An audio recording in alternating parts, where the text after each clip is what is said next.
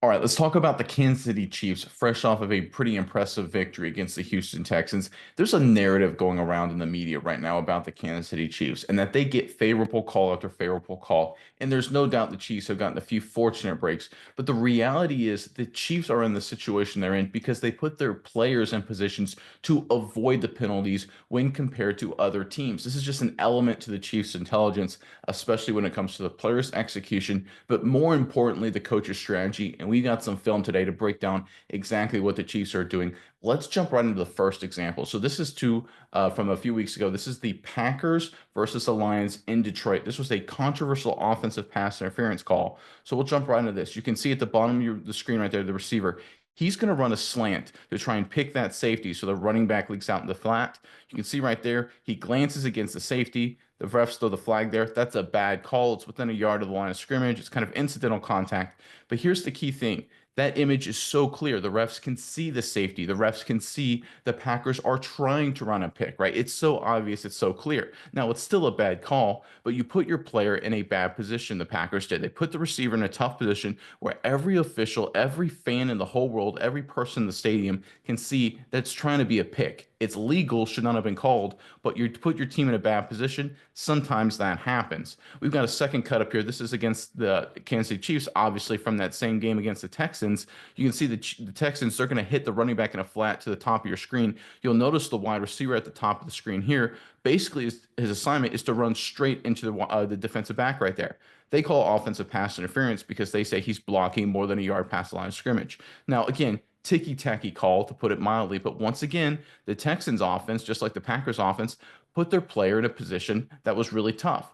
Instead of having the receiver run a route that didn't look like a pick or didn't look like a blocking, they literally coached and or assigned the receiver to almost look like it was blocking. They basically were begging the refs to throw the flag like the refs were begged to throw the flag in the Packers-Lions game. This is bad coaching, bad strategy. Teams complain against ticky-tacky calls, but the reality is you're putting your team in bad positions, and when that happens, sometimes the refs work against you. Now let's go to the Chiefs example here. This is very last cut up in the sequence.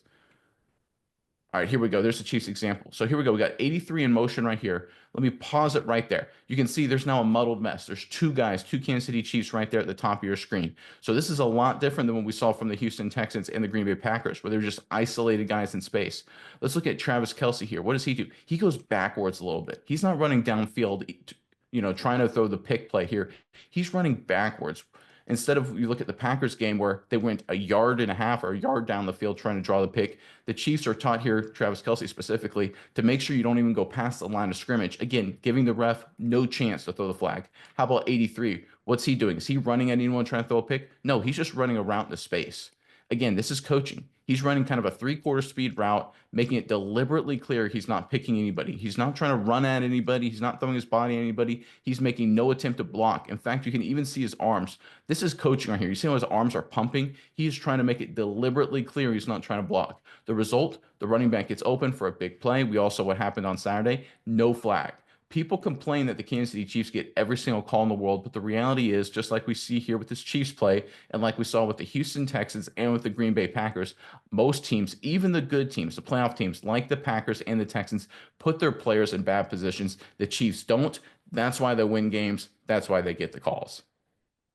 Yeah, Nick, and I think it's clear when you're looking at these plays, at least to me, to try to be the layman example here, when you see the call in the Packers Lions game, when you see the Texans running the play, when the pass is caught by the receiver, it's like a giant bubble of like 15 yards in either direction where absolutely nobody is around them. They're wide open on an island, like you said.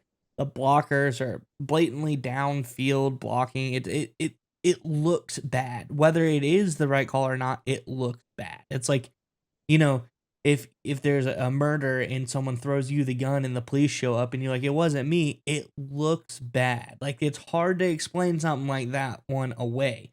Where the Chiefs example, if you look at the catch, the point of catch by the running back out of the backfield, everyone's really tight together. It's the same concept. The same stuff is happening, but it doesn't look like that. And I think that to me, that's the genius of what the Chiefs are doing. That's the preparation, the planning, the Andy Reid play calling. Let's run a pick play that doesn't look like a pick play, where everyone else is like, let's just run a pick play, it's gonna work. That's the key here to me, and you can see it visually through these clips. I think that's the easiest way to show people exactly what's going on is you see how blatant the first two are, and then you see the other one, you're like, you may not know what's going on until you stop the film to break it down. So I think that's the genius here. That's the what the Chiefs do best is do very, very subtle things that are very, very helpful to the team.